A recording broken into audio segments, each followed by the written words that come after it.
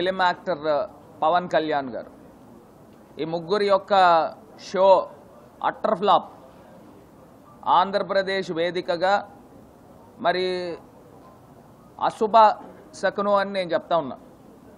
ఎందుకంటే ప్రధానమంత్రి గారు కోడ్ వచ్చిన తర్వాత ఎలక్షన్ కోడ్ వచ్చిన తర్వాత మొట్టమొదటి బహిరంగ సభ, ఆ బహిరంగ సభకు కూడా దేవుడి ఆశీర్వాదం లేదు.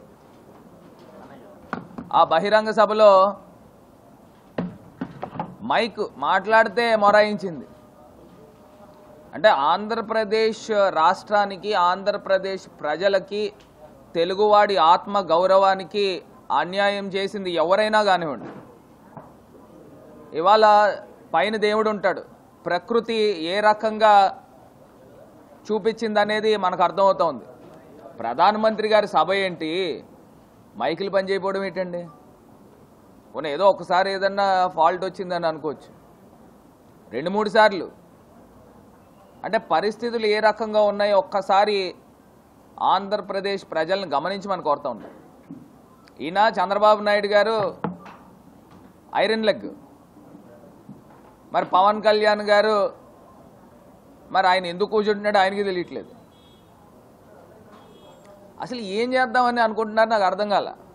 ఇప్పుడు ఆంధ్రప్రదేశ్ రాష్ట్రానికి తీరని అన్యాయం చేసింది ఈ BJP party, Telugu Desam party, Janasena party కాదా అని ఇవాళ నేను సూటిగా ప్రశ్నిస్తూ ఉన్నా.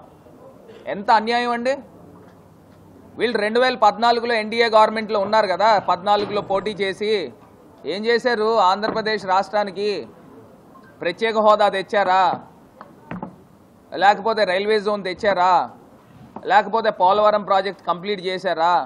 వెనకబడిన జిల్లాలకి ఇచ్చిన డబ్బులు కూడా వెనక్కి లాగేసుకున్నారు కదా ఈయన బయటకు వచ్చిన వెంటనే. అసలు ఇది ఏ రకమైన అక్రమ కలయిక అని అడుగుతా ఉన్నా.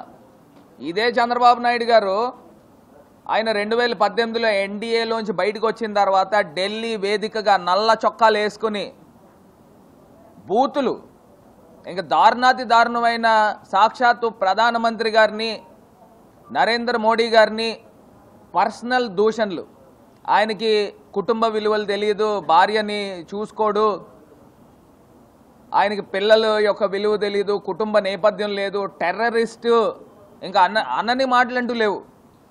ఇంక ఇన్ని మాటలు మాట్లాడి మళ్ళీ అసలు ఏం కుదిరిందని మోడీ గారి దగ్గరికి సభలో అమిత్ షా గారి దగ్గరికి వెళ్ళి ఈ చంద్రబాబు నాయుడు గారు ప్రాకులాడుతూ ఉన్నాడు.